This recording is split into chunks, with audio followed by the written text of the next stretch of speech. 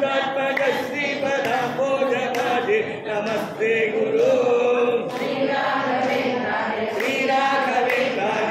ರಾಘವೇಂದ್ರಾಯ ಪಾಹಿ ಪ್ರಭೋ ಶ್ರೀ ದೇವವತ್ಪಾದ ಪಾದೋಜಮಾಧ್ಯಾಯ ಭೂಯೋ ವಿಭೂಯೋ ಭಯತ್ಪಾಹಿ ಭೋ ಶ್ರೀ ರಾಘವೇಂದ್ರಾಯ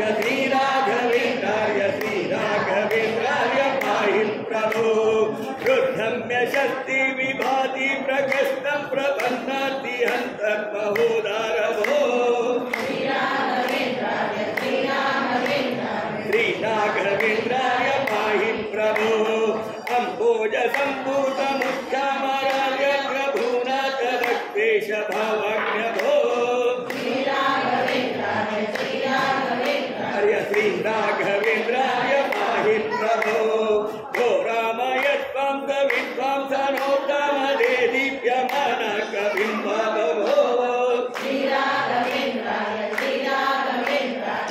ರಾಘವೇಂದ್ರಾಯ ಪಾಹಿ ಪ್ರಭೋ ಟೀಕಾರಹಸ್ಯಾರ್ಥ ವಿಜ್ಞಾಪನ ಗ್ರಂಥ ವಿಸ್ತಾರ ಲೋಕೋಪಕರ್ತ ಪ್ರಭೋ ಶ್ರೀ ರಾಘವೇಂದ್ರಾಯ ಪಾಹಿ ಪ್ರಭೋ ತಾಪತ್ರಯ ಪ್ರೌಢಬಾಧಾ ವಿಭೂತಸ್ಯ ಭಕ್ತಸ್ಯ ತಾಪತ್ರಯಂ ಹಂಸಿ ಭೋ ಶ್ರೀ ರಾಘವೇಂದ್ರಾಯ ಪಾಹಿ ಪ್ರಭೋ ಮಾತಾತ್ಮಮೇವೇತಿ ಮಾತಾತ್ಮಮೇವೇತಿ ಮಿತ್ರಂ ತ್ವಮೇವೇದ್ಯಮಹಂ ಮೇಸ್ಮಿ ಭೋ ಶ್ರೀ ರಾಘವೇಂದ್ರಾಯ ಪಾಹಿ ಪ್ರಭೋ ಲಕ್ಷೇಷು ತೇ ಭಕ್ತವರ್ಗೇಷು ಕುರ್ವೇಕಲಕ್ಷಂ ಕೃಪಾ ಮಂಗಲೇಶಸ್ಯ ಮಾಂ ಶ್ರೀ ರಾಘವೇಂದ್ರಾಯ ಪಾಹಿ ಪ್ರಭೋ ಸನ್ಮಾರ್ಗ ಸಚ್ಚಾಸ್ತ್ರ ಸತ್ಸಂಗ ಸದ್ಭಕ್ತಿ ಸಜ್ಞಾನ ಸಂಪತ್ತಿ ಮಾದೇಹಿ ಭೋ ಶ್ರೀ ರಾಘವೇಂದ್ರಾಯ ಪಾಹಿ ಪ್ರಭೋ ಕ್ಷೇಮಂಕರ ಸ್ಪಂಭವಾಂಬೋಧಿ ಭಜ್ಜನಾನಾಮಿತಿ ತ್ವಾ ಪ್ರಪನ್ನೋಸ್ಮಿ ಭೋ ಶ್ರೀ ರಾಘವೇಂದ್ರಾಯ ಪಾಹಿ ಪ್ರಭೋ ಕೃಷ್ಣಾವಧೂತೇನ ಗೀತೇನ ಮಾತ್ರಕ್ಷರಾತೇನ ಗಾತಸ್ತವೇನೇತ್ಯ ಭೋ ಶ್ರೀ ಪರಮ ಪೂಜ್ಯ ಶ್ರೀಪಾದಗಳವರ ಅಡಿದಾವರೆಗಳಲ್ಲಿ ಭಕ್ತಿಪೂರ್ವಕ ನಮಸ್ಕಾರಗಳನ್ನು ಅರ್ಪಿಸಿ ಈ ಎಲ್ಲ ಸಂಸ್ಥಾನ ಪೂಜೆಯ ಸಂದರ್ಭದಲ್ಲಿ ನೆರವೇರಿಸಿಕೊಡಬೇಕು ಅಂತ ನಾನು ಅವರನ್ನ ಕೇಳ್ಕೊಳ್ತಾ ಇದ್ದೇನೆ.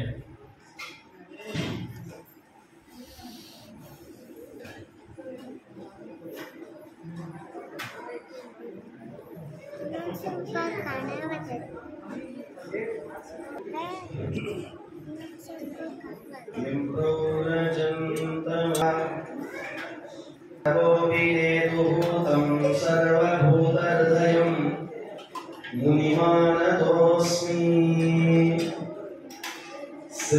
सृष्टिस्थित्यप्ययेह नियतिदृशितमो बन्धमोक्षाश्च यस्मात् अस्य श्री ब्रह्मरुद्रप्रभृतिसुरनरद्वीषशत्रुत्मकस्य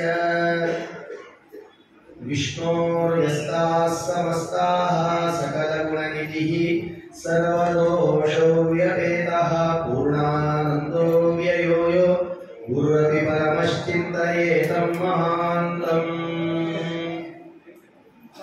अभ्रमं भङ्गरहितम् अजडं विमलं सदा आनन्दतीर्थमतुलं भजे तापत्रयापहम् पूज्याय राघवेन्द्र विघ्नाः प्रणश्यन्ति सिद्ध्यन्ति च मनोरथाः.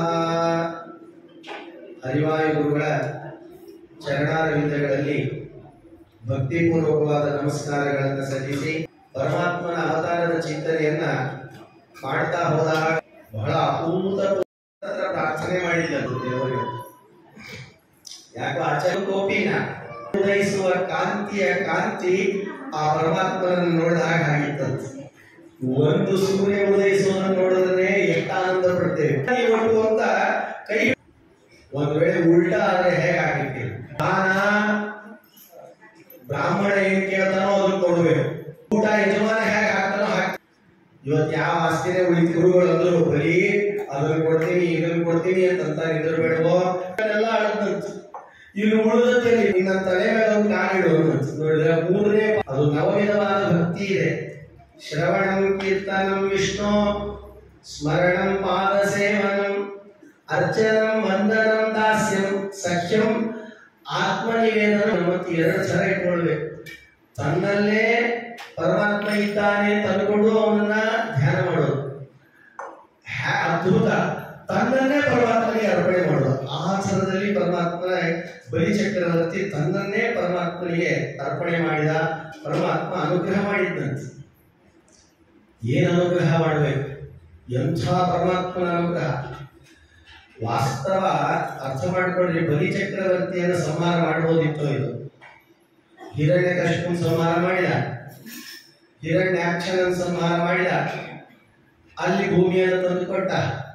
ಹಿರಣ್ಯ ಕಶ್ಯಪವನ್ನ ಹಿರಣ್ಯಾಕ್ಷನನ್ನು ಸಂಹಾರ ಮಾಡಿದ ಹಾಗೆ ಬಲಿಚಕ್ರವರ್ತಿಯನ್ನು ಸಂಹಾರ ಮಾಡಿ ಕೊಡಬಹುದಿತ್ತು. ಯಾಕೆ ಸಂಹಾರ ಮಾಡಲಿಲ್ಲ? ನರಸಿಂಹಾವತಾರದಲ್ಲಿ ಪರಮಾತ್ಮ ಪ್ರಹ್ಲಾದನಿಗೆ ಅನುಗ್ರಹ ಮಾಡಿದ್ದಂತೆ.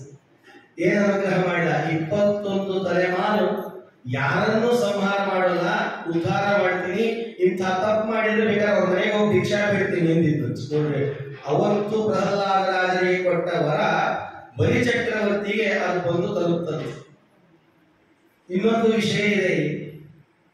ಪರಮಾತ್ಮ ಬೆಳೆದ ಬೆಳೆದ ಬೆಳೆದ ಬೆಳೆದ ಬೆಳೆದ ಅಂತಂದ್ರಲ್ಲ, ಬೆಳೆದ ಅನ್ಲಿಕ್ಕೆ ಒಂದು ಏನಾದ್ರೂ ಒಂದು ಸರಿಯಾದ ಗಮನ ಕಲ್ಪನೆ ಬೇಕು. ಸುಮ್ಮನೆ 10 ಬಾರಿ ಬೆಳೆದ ಅಂತಂದ್ರೆ ಪರಮಾತ್ಮನ ರೂಪದ ಚಿಂತನೆ ಬರ್ತಲ್ಲ, ಅಲ್ಲ ಅಂತಂತೀರ. ಹ್ಯಾಕ್ ಪರಮಾತ್ಮ ಬೆಳೆದ ಅಂತ ನಾವು ಅರ್ಥ ಮಾಡ್ಕೊಳ್ಬೇಕು. ಒಂದು ಅದ್ಭುತ ದೃಷ್ಟಾಂತ ಕೊಡ್ತೇನೆ. ಒಬ್ಬ ಗುರುವಿಗೆ ಒಬ್ಬ ಶಿಷ್ಯ ಇದ್ದಂತೆ. ಗುರುಗಳು ಒಂದು ಪ್ರಶ್ನೆ ಮಾಡಿದರು, ಅಲ್ಲ ಶ್ರೀಕೃಷ್ಣ ಶಿಶುಪಾಲನನ್ನ ಹ್ಯಾಕ್ ಸಂಹಾರ ಮಾಡಿದ? 20 ಮಾರ್ಕಿನ ಪ್ರಶ್ನೆ ಕೇಳಿದಂತೆ ಗುರುಗಳು. ಆ ಶಿಷ್ಯ ಬಹಳ ಬುದ್ಧಿವಂತ. ಬಲಿತೆ ಚಳಿ ಹಾಗಾದ್ರೆ 2 ಪೇಜ್ ಬರೆದಿದ್ದಂತೆ. ಏನು? ಶ್ರೀಕೃಷ್ಣ ಶಿಶುಪಾಲನನ್ನ ಬುದ್ಧಿ ಬುದ್ಧಿ ಬುದ್ಧಿ ಬುದ್ಧಿ 2 ಪೇಜ್ ಬರೆದಿದ್ದಂತೆ. ಆಮೇಲೆ ಲಾಸ್ಟಿಗೆ ಸಂಹಾರ ಮಾಡಿದ. ಹಾಗೆ ಶ್ರೀ ವಾಮನ ರೂಪಿ ಪರಮಾತ್ಮ ಬೆಳೆದ ಬೆಳೆದ ಬೆಳೆದ ಬೆಳೆದ ಅಂದ್ರೆ ಹ್ಯಾಕ್ ಬೆಳೆದ ಅನ್ನೋದು ಬೇಕಲ್ಲ, ಕಲ್ಪನೆ ಆದ್ರೂ ಬೇಕಲ್ಲ.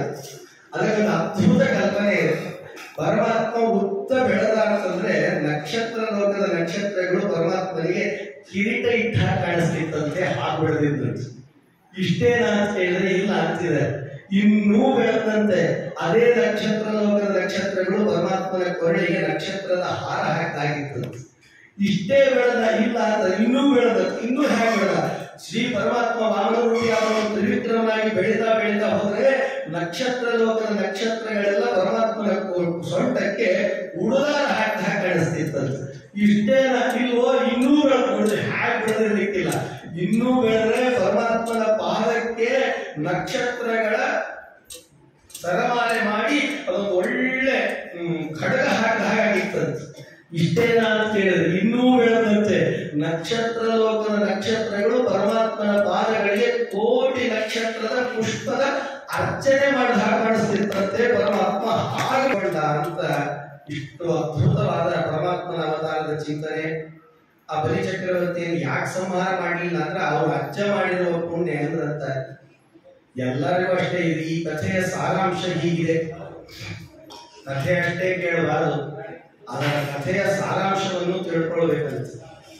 ಒಂದು ಸಾರಾಂಶ ಬಹಳ ಅದ್ಭುತವಾಗಿದೆ.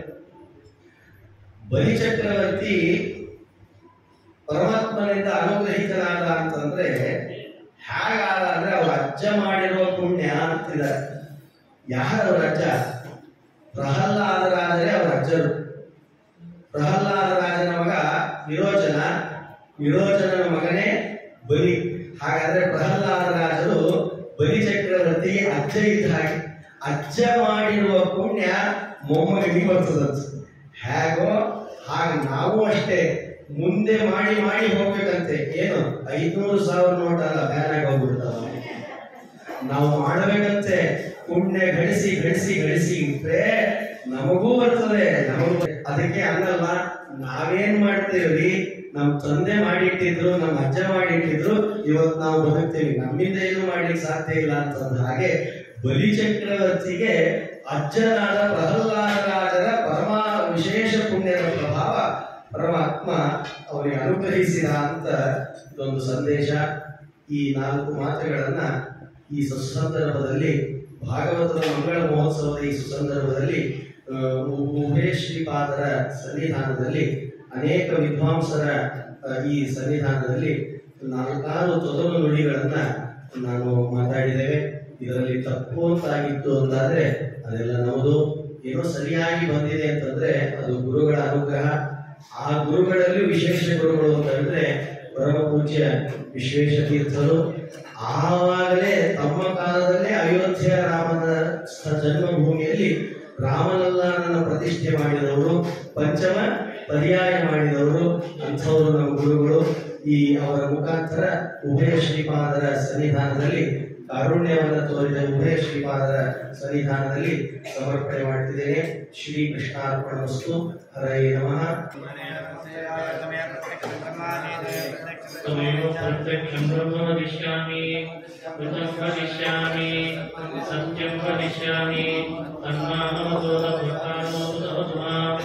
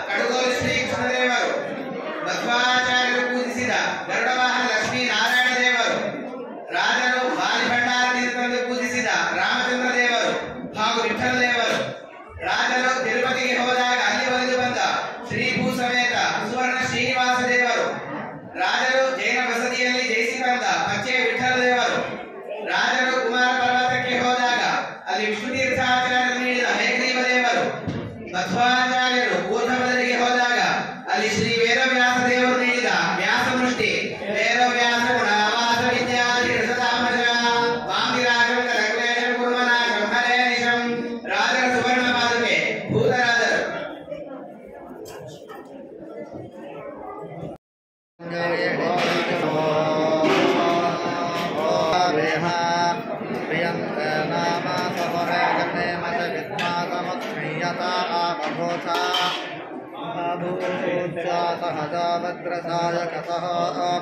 सहजावद्रसायकसहोभिभर्षविभूतौत्तारम् कृत्वा नामन्यासमेर्येदि महाधनस्य पुरोदसंस्कृते संत्रष्टं धनमुभयं समाक्रोधमस्मभ्यं दत्तं मरोणश्च मन्यस्रापरायणासोऽहंजायिन्द्रामो